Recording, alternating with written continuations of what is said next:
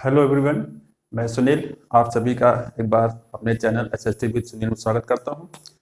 जैसा कि आज का टॉपिक आप देख रहे हो, भारतीय अर्थव्यवस्था के क्षेत्रक।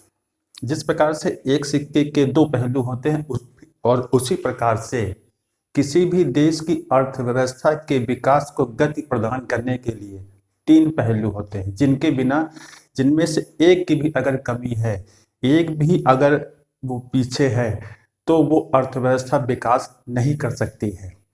जैसे एक है कृषि क्षेत्र है, दूसरा है विनिर्माण उद्योग क्षेत्र है जहां पर वस्तुओं का निर्माण होता है, और तीसरा है सेवा क्षेत्र। ये तीनों किसी भी अर्थव्यवस्था के पहलू हैं जो एक दूसरे से सघन रूप से जुड़े हुए हैं। एक के बिना दूसरा अधूरा है और अपना विकास भी नहीं कर सकता है। ओके, तो आज हम उन्हीं मुद्दों पर बात करेंगे। वे मुद्दे कौन कौन से हैं? प्राथमिक क्षेत्रक, द्वितीयक क्षेत्रक और तृतीयक क्षेत्रक। इनमें क्या क्या होता है वो हम बात करते हैं। बात यह है, प्राथमिक क्षेत्रक में क्या क्या आते हैं। इन क्षेत्रकों में वे क्रियाएं आती हैं जो सीधे सीधे जो है प्रकृति से जुड़ी रहती हैं। मतलब कि सीधे मानव और जो है प्रकृति आपस में जो है क्रिया प्रतिक्रिया करते हैं। जैसे जो है कृषि करना, मछली पालन करना और पशुपालन करना, ये सब आता है किसमें? प्राथमिक क्षेत्रक में। और इसी की वजह से इसको जो है मतलब कहा गया है कृषि एवं सहायक क्षेत्र कहा गया है। विकास यहीं से शुरू होता है। मैंने बताया प्राकृतिक संसाधनों के प्रत्यक्ष उपयोग या उपभोग पर आधारित होते हैं प्राथमिक क्षेत्रक। शुरुआत मानव जीवन की जो हुई थी वो कृषि से ही हुई थी और पशुपालन से ही हुआ था, और इसी में ही धीरे धीरे उसने इतनी तरक्की कर ली कि वो जो है सेवा क्षेत्रक तक पहुंच गया। ओके, और इसमें क्या क्या होता है? पहला है कृषि क्षेत्र आता है, फिर डेयरी आता है यानी कि दुग्ध उत्पादन आता है, मत्स्यन भी आता है यानी कि मछली पालन भी आता है, डेयरी वाले में पशुपालन भी आएगा, वन। ओके, तो इन सारी चीजों को मिलाकर के प्राथमिक क्षेत्रक होता है, जिसमें मनुष्य जो है अपने विकास को धीरे धीरे जो है गति प्रदान करता है। उसके बाद क्या होता है? मनुष्य की आवश्यकताएं बदलती हैं और बढ़ती हैं, तो उनको पूरा करने के लिए विनिर्माण उद्योग आते हैं, जहां पर इन प्राकृतिक वस्तुओं को उपयोगी वस्तुओं में बदल दिया जाता है। जैसे गन्ने से जो जूस निकलता है उसको चीनी बना देना, और रबड़ के पेड़ से जो दूध निकलता है उससे रबड़ बना देना, लौह अयस्क जो कच्चा माल जो मिल रहा है उससे स्टील बनाना, और यातायात के साधन बनाना, व्हीकल बनाना। तो इन सब चीजों से क्या करता है? मनुष्य उपयोगी वस्तुएं बनाता है, कॉपी किताबें और उपयोगी चीजें, यातायात के साधन और घरेलू वस्तुएं, पढ़ाई की चीजें। ये सब क्या है? ये मनुष्य के लिए बहुत मतलब कि बहुत उपयोगी हैं, जिनको ये प्राकृतिक संसाधनों को बदल करके बनाता है। एक बनी बनाई एक मतलब कि जो है एक निश्चित प्रोसेस के तहत, जिसके लिए उद्योग लगाए जाते हैं और औद्योगिकरण होता है। प्राकृतिक उत्पादों को विनिर्माण प्रणाली के जरिए अन्य रूपों में बदलना, ये द्वितीयक क्षेत्र का काम है।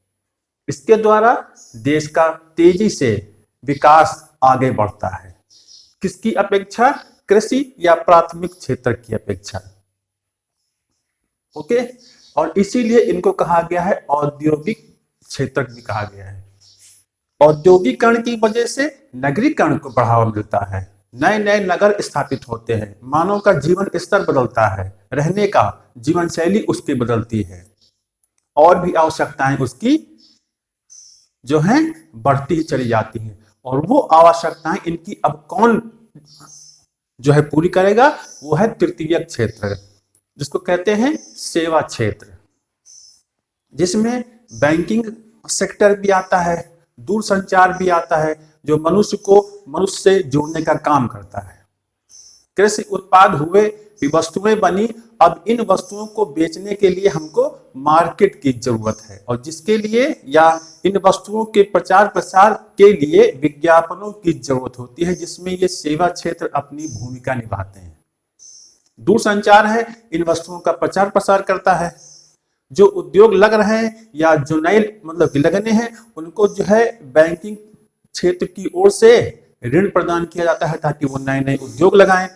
तो ये सेवा क्षेत्रक है। ओके, तो इन सब चीजों को मिला करके अर्थव्यवस्था गति प्रदान कर लेती है। बस आवश्यकता इस बात की है इन तीनों क्षेत्रों में सामंजस्य बैठा करके रखा जाए। अगर सामंजस्य ये बिगड़ता है तो अर्थव्यवस्था गति नहीं प्राप्त कर पाती है।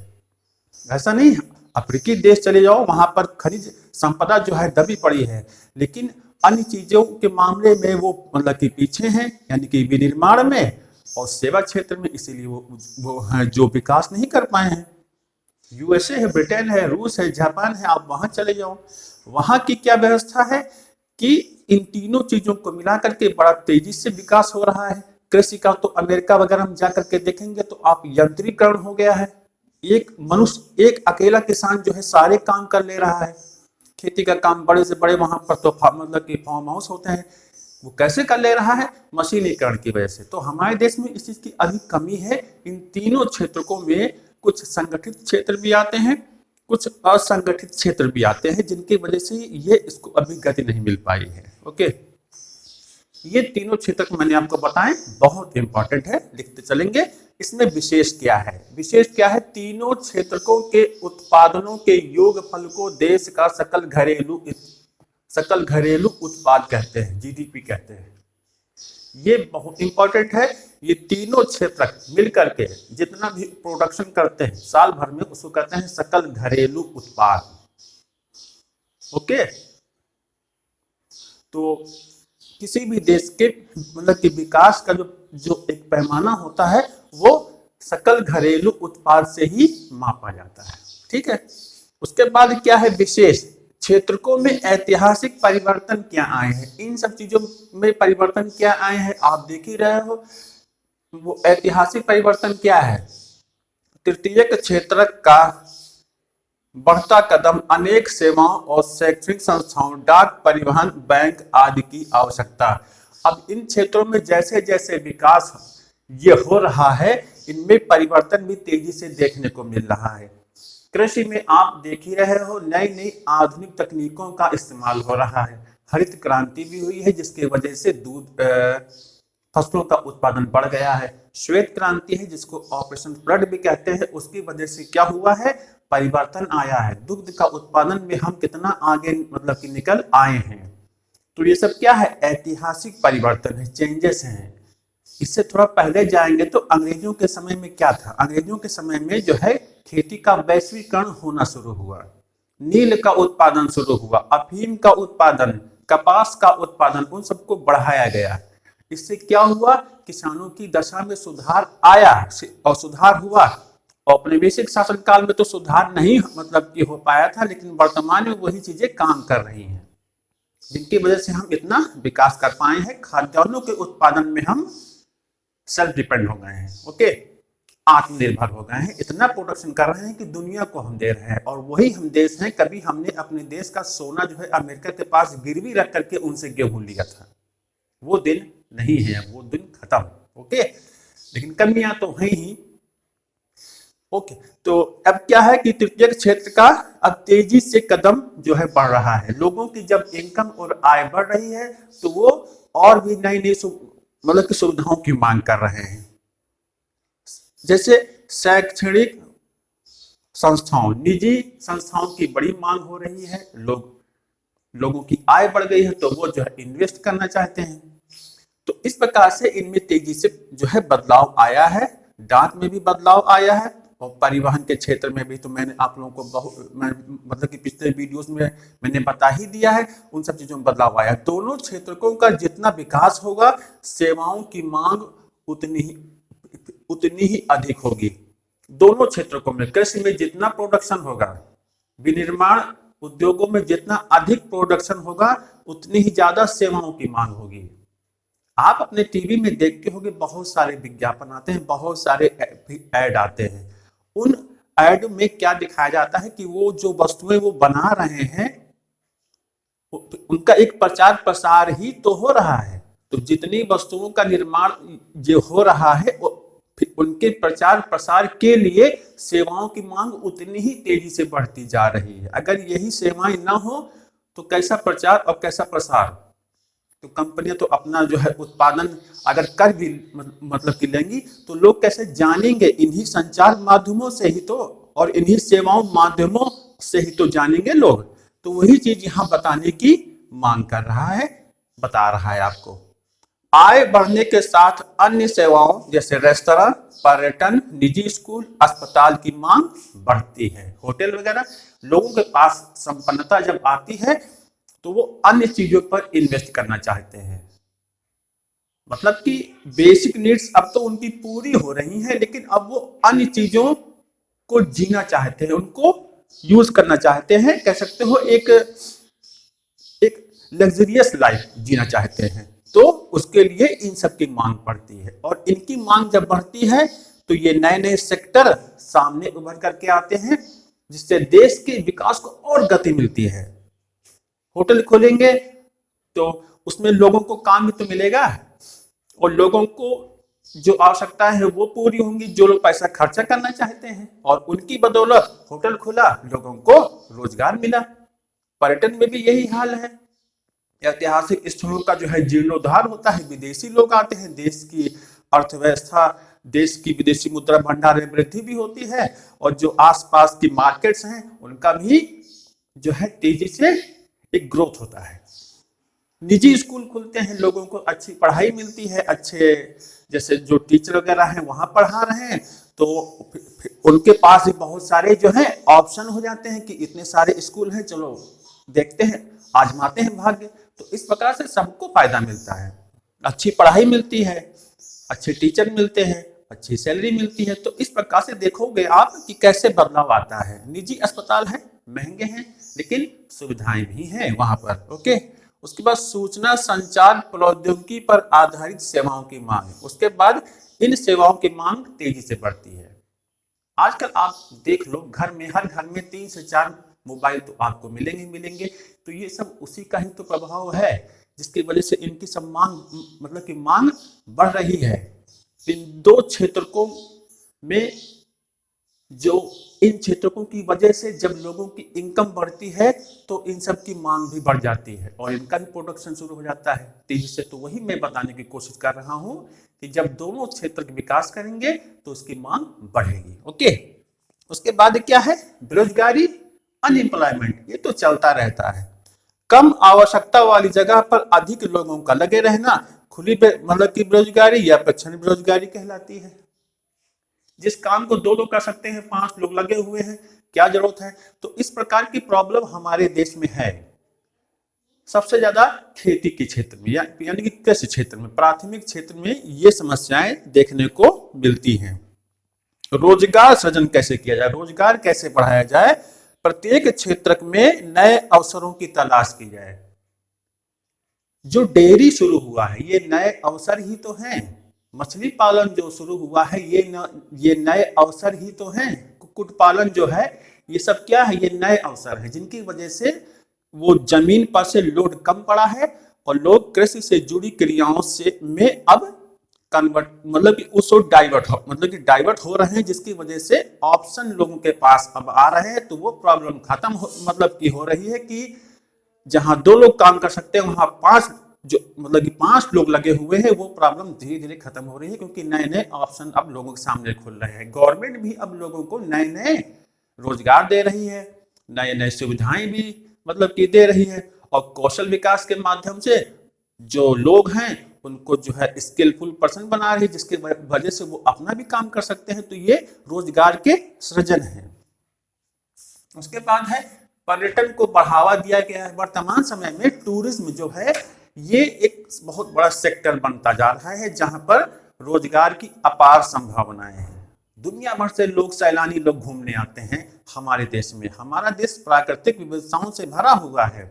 स्थापत्य कलाओं मतलब स्थापत्य कला की के जो बहुत सारे उदाहरण हैं उनसे भरा पड़ा है। तो दुनिया खींची चली आ रही है, बस खाली इसको बढ़ावा देना है। इसको मतलब कि बढ़ावा कैसे देंगे हम? तृतीयक क्षेत्र के माध्यम से, सेवाओं के माध्यम से, संचार के माध्यम से दुनिया को हम मैसेज भेज रहे हैं कि हमारे यहाँ ये है।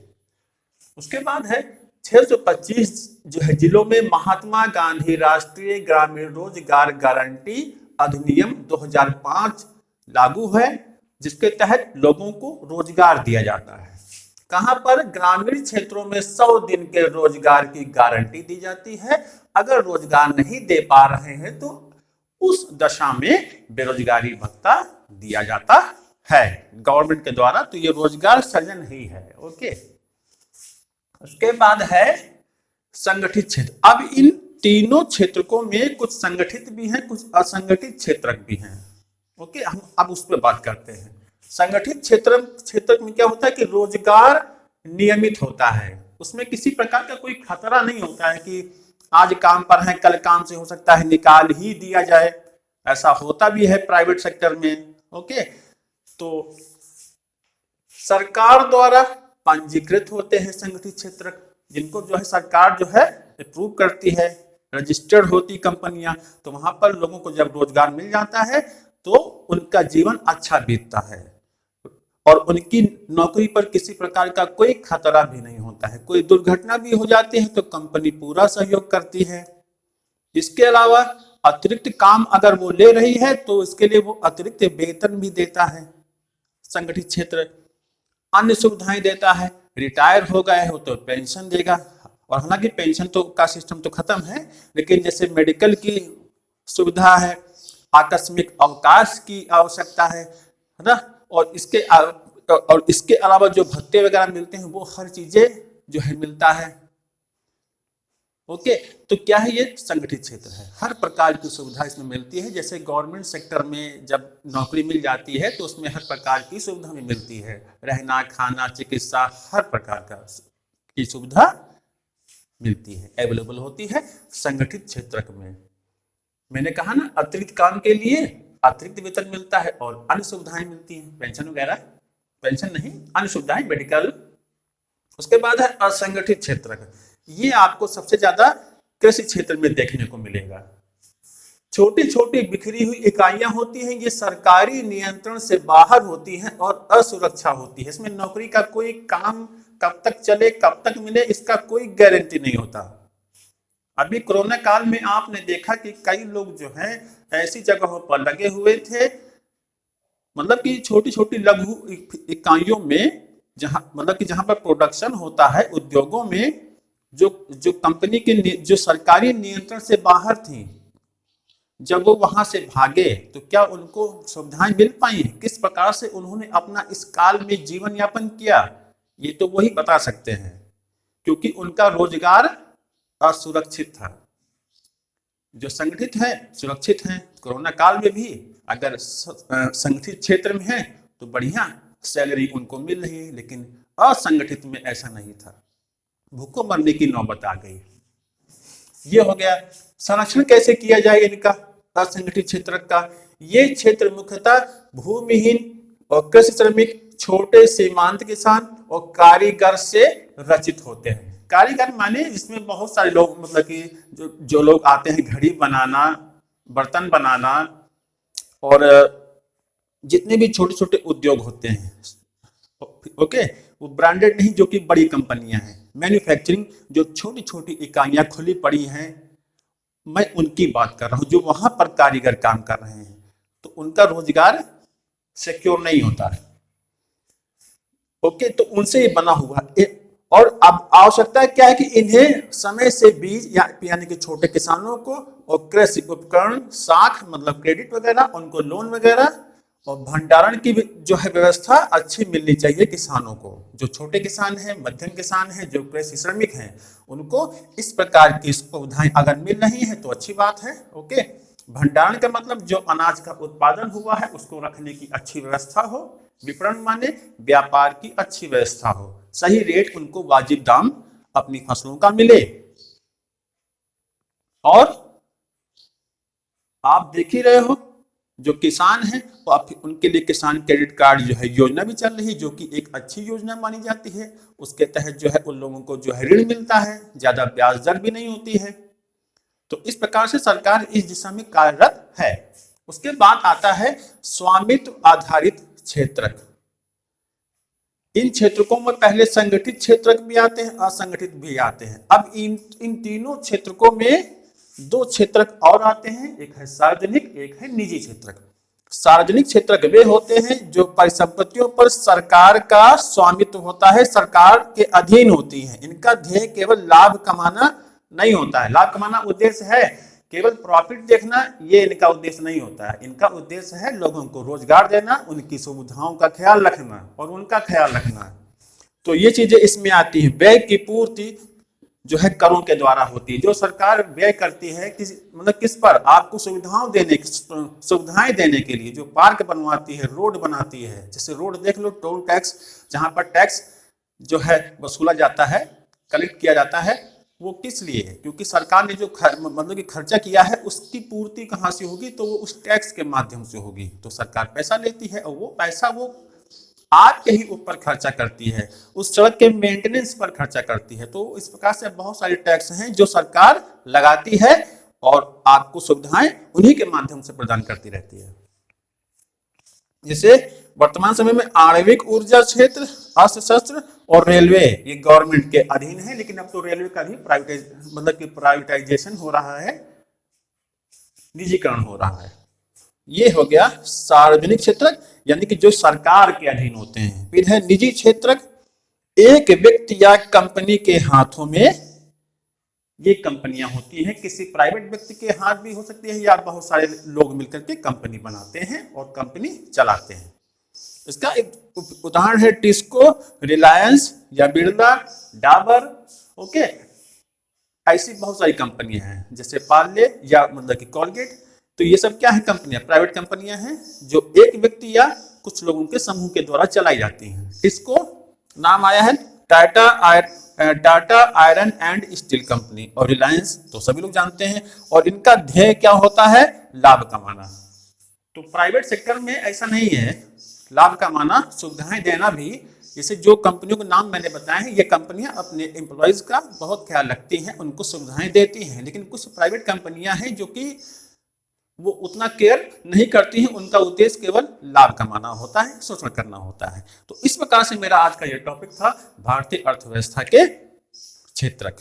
पढ़िए, लिखिए इंपॉर्टेंट फैक्ट्स वगैरह, और तैयारी आप लोग अच्छे से करते रहिए। मिलते हैं आपको नेक्स्ट वीडियो में। Thank you.